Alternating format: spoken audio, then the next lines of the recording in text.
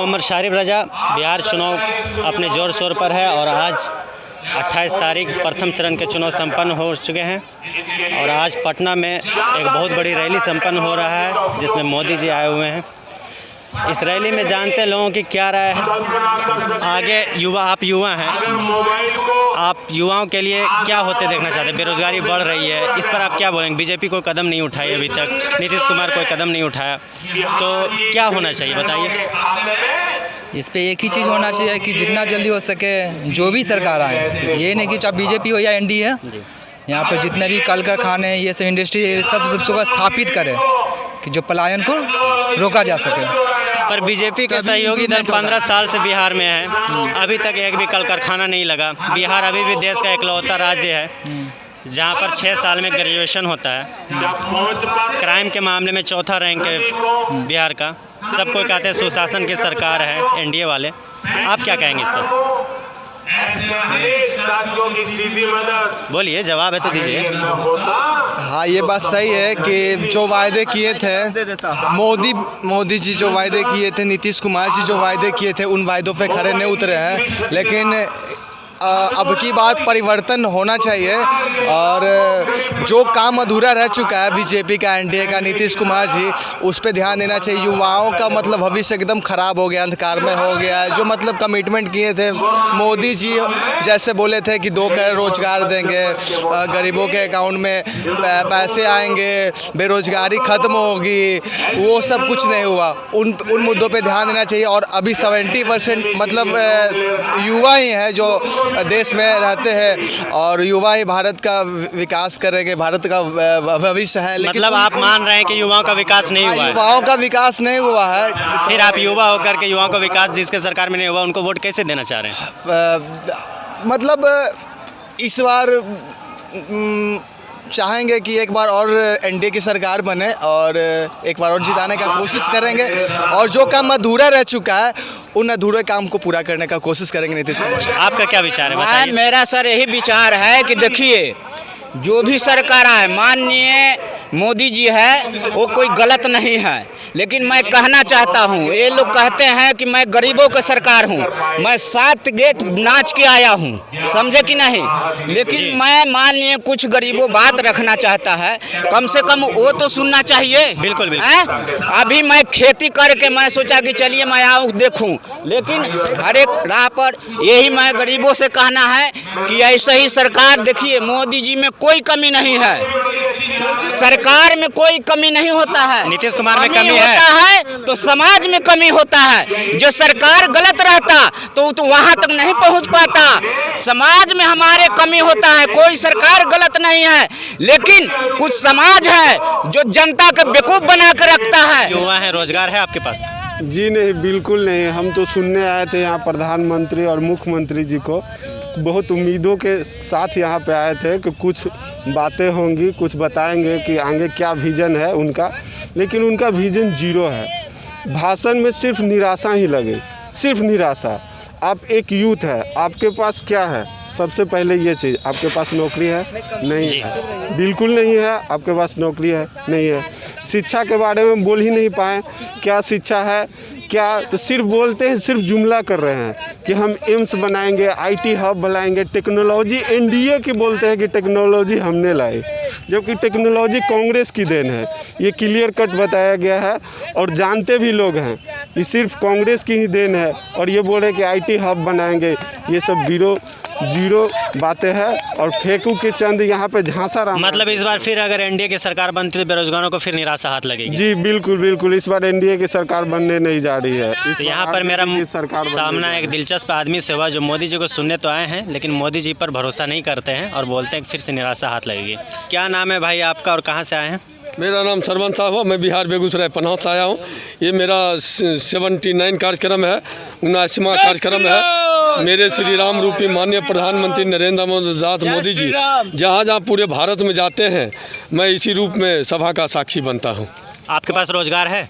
मेरे पास तो रोजगार ही रोजगार है। भारत में रोजगारों की कमी नहीं है, करने वालों की कमी है। पर यहाँ बेरोजगारी तो बहुत बढ़ गई है बिहार में। कहीं रोजगार जो है की कमी न है, करने वालों की कमी है। कार्यकर्ता लोग यहाँ बता रहे हैं कि मोदी जी आए और बोले कि IT हब बनाया मैंने, जबकि वो सब UPA सरकार की देन थी। इस पर आप क्या कहेंगे? बहुत देखिए, सब एक दूसरे से जुड़े हुए हैं, ऐसा नहीं है कि नहीं। पहले कांग्रेस की सरकार थी, अब बीजेपी की सरकार है। उनके करने का अंदाज और इनके करने का अंदाज में बहुत अंतर है।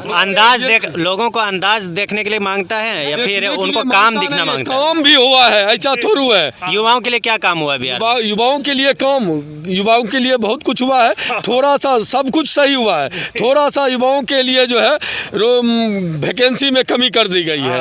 वो जो है आने वाला समय में वैकेंसी पूर्ण रूपेण मिलेगी। थोड़ा सा पेशेंस रखना। कब मिलेगी? 15 साल में तो मिला नहीं। बाढ़ भी आती है हर बार, पटना को तबाह करके जाती है। 28,000 घर। बेरोजगारी बढ़ रहा है। क्राइम के मामले में भारत में बिहार चौथा नंबर पर है। सब कहते हैं सुशासन की सरकार है। आप क्या कहेंगे? आप देख सकते हैं भारत में जनसंख्याओं में भी तो नंबर 2 पे आते हैं बिहार।